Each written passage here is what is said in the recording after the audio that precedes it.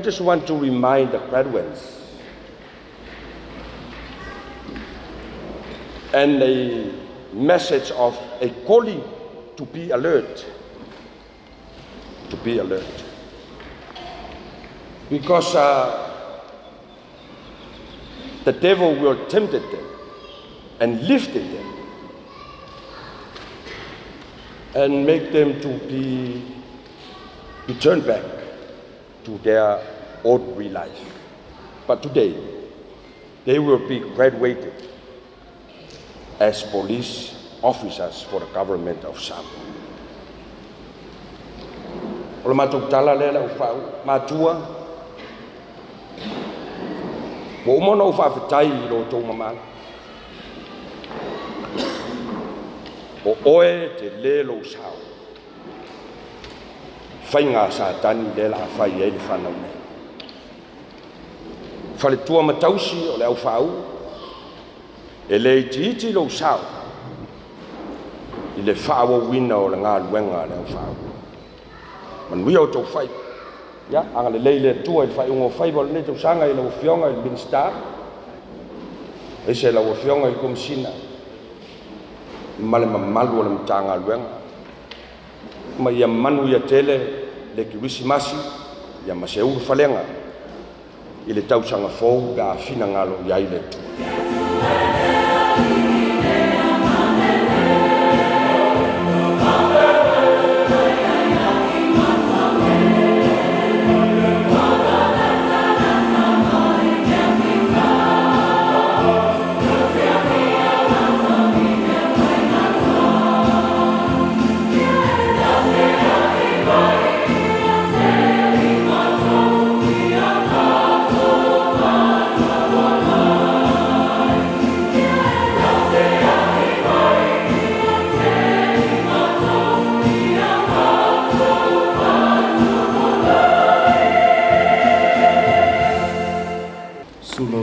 TAMA'ITA'I sauninga Reverend Fapea Elia so yo malo tunu mai fafo o fionga le komisina LEOLEO mal pulenga mtanga donga LEOLEO fa pui mal to fota ainga wo o le au fau a me se pa nga uma mtanga donga wa fia mai mul maunga ne ya sotaua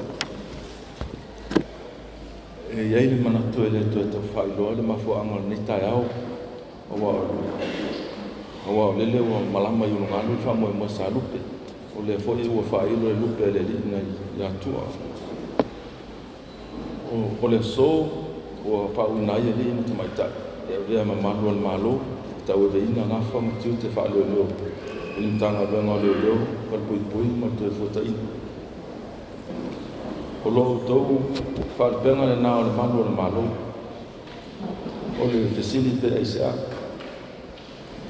ona malu ya te oe o tō ainga malu ya te tō no o mai kānasi ona winga malu ya te tō sa mo ato yo o lava i tanga tānu o isi atu nuku o lo ta wha mai o ua vea hoi sa mo matunu o ea mau ai mga lua ya iso Tofi e malu ya te tō o lwa senga lona lua ni o li imti TAMA'ITA'I leo fo mo le nei tau sanga lo tō ele fai mo fia awara sa to asaina mai la spon fito wa so le o fa mai na le so sa auto wala usi taiao sa tina ina ma fa sena le tu la fon ma le tu la fon sa au tau na yo to mai le tamate le na mona le tino ma fa le vai sa auto sa na ye tau no mai la so le la auto tampenga e sili atu fo'i la lele fai mo fira la sanga o la auto la sia awa o lea o le a auto whaatino loa tiu te tau awa ni tanga luenga e whaonga e to mai sa au ina i auto o le a auto whia ngai ma le tele o whaafita au leo ngā luenga a i eire tali tonu ma o auto ta pena i tu uma e whaasanga i ma auto i ngā luenga e hao ona wha mua la auto tau tonga o mai on fa to na i o fa mai ora o to tua ma fa maun to tua ma le lofa ma o le a malu ia te o tau so si tangata. Wha mua ia te o tau mi o tau I loa, I lima taita ina ia o tau tuti. Aua nei wha mua lama ia te oe, ia oe, e manatu alofa I tangata o lo suru atu ia te oe mo se sosoani. O lo fia maua se mako sanga. I le tūla fono ona o le saunga le hu. Ia mauti noa I lau ngā luenga whai. Wha maria ina se tangata e fia maua le sosoani ia tūla fono mai atu le. O te talitono fu, o le wha moe ma le wha tua I le tua, I wha tino inga o ngā luenga. Se mea o lava o le wha moa wai wha ato tua I le tua o tau tamu whainga I le ngā luenga. Le a lava ni mai inga o lo ia. O le mea lea, o le wala au ino o tau, e leo se ngā luenga tau lava o maua o sotu tongu. Pe tau langi e koe lo tangata o le maluenga mātou. Po lo wha ngā ina fo I le malu si anga o ina atia te oi. So ona faisa se e lo wala au ina. Ai o le wala au ina o oe o le wala au ina mai le tua. E a vea ni tanga luenga o leo leo, whakui pui, ma leo la tue fuatai. Tau tua ia sa momo o tangata. O lona wina. Tau ona whaata ua mua lau tau tua lea. Tali atua I mo onga o tangata lau te pe asul whai atu ni tanga lua. Mo se pitoso ai. Ia manu te le ina le alo atu I o tau. O leo fau I whaatino ina. O tiu te o Tofi ai. O Tofi ai o tau. Le whaisa ngā luenga ina ia whai ila a tiri ei le ngoa le tanga luenga. Ma ia whai ma le lotu toa. Ma le hawa whata. Ma lofa I tangata. E leo le alofa I te whaiaini a mone se au le alofa I te tausi ai ma le whaamaoni o tiu te tau agu. E I whaamtalanga toftofoina o tō taimi whaise nese se e tasi ane nese se ina toa awhia e te whaia e tu sai ma tūla fo. Ina toa awhia e au e a bungare wai ana ia. Ai whaia puli se nese se e a fia me ngō matanga luenga. Ai, ele titi le a fia o le ngō matanga luenga. Awa e nei la leo e whaia ngā luenga e lualua e ngō le ngō matanga. O le a fia tō tū ngā mō o le ngō tau le ioro tamaha lo tina ma ina te sau. E a whaia nesi e anu ngō matanga luenga me nesi. E le ngā whaina I whaia se ina. Ia fia o mo tau le ka ka sinisi ka portuanga po la to ko no o te foi me foi le ya no mo le toi ka tai ma fa ma lo pa ia ma tu ma ai la o to la o to sta o mo fa ia mo fa na u mo fa to no ina mo mo ya lo la to le foi pa tai foi ono nei fa na foi mo tau la tangata tau to ina sa mo tau wala ngā luenga whaaloelo. I le whangaloina lau whio man konsinga man tanga luenga, ono la o tupi to la au. I le ngata I la o ina o lim TAMA'ITA'I. Ua foina e tau tua sa mua ni tanga luenga o leo, whakui pui ma leo la toi fuata ina. Ai o tele o tiu te tau api, o wā tau tua ina o sa mua. I whaua o pia ngā luenga le lei, o lo whaatino ina. Ma I whao ngā whaitionga, mai mamalo e tino popo wai ma to na timati la o tonga luenga wa sa se sa mo sa le hu I ona sa in fa mo le tua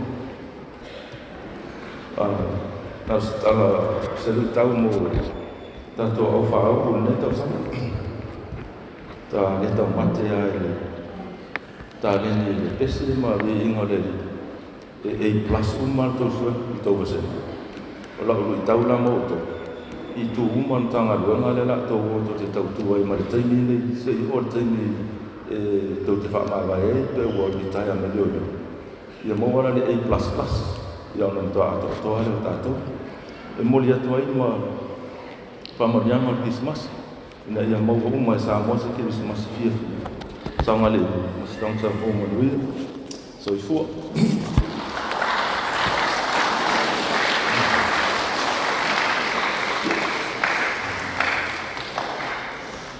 Reverend Fatbea Elia, members of the Diplomatic Corps, Commissioner, Executive and Senior members of the Ministry of Police, Prisons and Corrections, distinguished guests, families and friends of the graduates, valued partners and stakeholders of ministries, ladies and gentlemen. Today marks another milestone for the Ministry of Police, Prisons and Corrections. It is a day to acknowledge and give praise to our Heavenly Father, for He has guided, protected, and brought these 48 members standing before you today to a successful ending to the second basic recruit course for this year, 2023. It is indeed an honor to be here today to witness with you all the achievements of our graduates who have managed to complete a dynamic and challenging 17 weeks of the basic recruit course since its commencement on 21st August 2023. The course aims to teach women and men who have chosen this path and has been eligible to be recruited.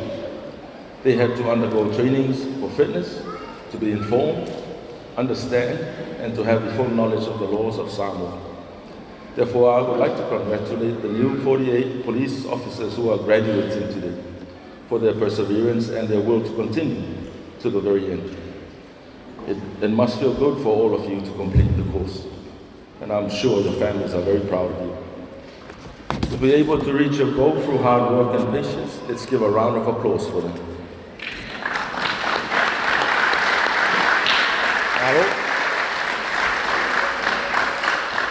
You would not have been able to make it this far without the support of your families and friends who have helped you along the way, as well as the hard work of your instructors and fellow classmates. Today is a celebration and to acknowledge those who have walked this path with you. To the graduates, you have been lawful and officially sworn in as fully fledged officers on Tuesday, 12 December 2023. And here we are today, celebrating and welcoming you to the family of the men and women in blue as police officers of the Samoa Police Service.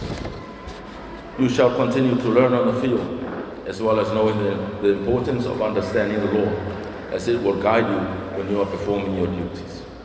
I would like to emphasize to you the importance of learning and knowing your oath by heart. The oath will guide you throughout your career. Most importantly, you should know your laws, understand it, and know how to apply it every time you make a decision on the job.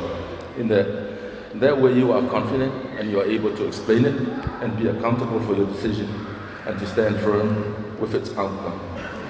The police service is not easy, it is difficult. But the easy thing about serving as a police officer is that the guiding light is the law.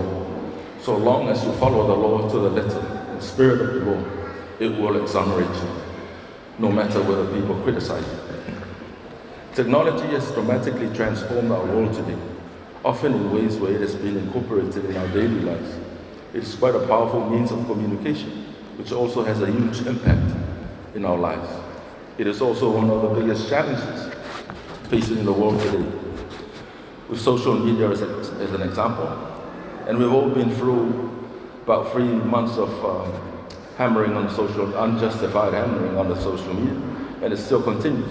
But like I said, the law exonerates us because the accusations on social media are totally unfounded. It has its advantages and also has advantages to our work. Therefore, I'd like to remind our new police officers that it is more difficult today with all these new challenges that comes with technology, which requires you to be more aware and vigilant of how you present yourself, given you have chosen this noble path as a law enforcer. As such, I would like to thank each and every one of the graduates for their service and sacrifice to undertake this most difficult, demanding, but noble path for a career in law enforcement. You have been prepared throughout this course for what awaits you when you are put into the field. Do your best to serve the people of Samoa and at the same time to ensure that you are upholding the values that guides the work of the Samoa Police, which is abbreviated into ICARE. I stands for integrity, C stands for courage, A stands for accountability, R stands for respect, and E stands for empathy. The people of Samoa are counting on you to do your job with honesty and in accordance with the law. For parents and families, I would like to express our sincere thank you for your support and prayers that contributed to the successful completion of this course by your sons and your daughters. Last but not least, the hard work of the Commission, Executive, and everyone who has contributed in the delivering of the trainings to our new sworn police officers, but as well for all the good work you do for a safer Samoa. Please continue with the good work and your commitment to serve our people of Samoa. Do not allow yourselves to be affected by untrue, negative comments from social media. They are unfounded and have no basis. Congratulations once again, and all the best to the newly graduated officers who are officers with executing your duties as police officers of the Samoa Police Force. Just a comment to our new graduates here. No doubt listening to the praises to our God sung by the graduates. I'm not much of a musician, but I've given them an A+. But I issue them a challenge as well in whatever field they serve as police officers. If they do that to the level they have done the music and come out with an A++, they will be fine. Before I conclude, I wish you all the people of Samoa very safe, a Merry Christmas and a Happy New Year. Thank you.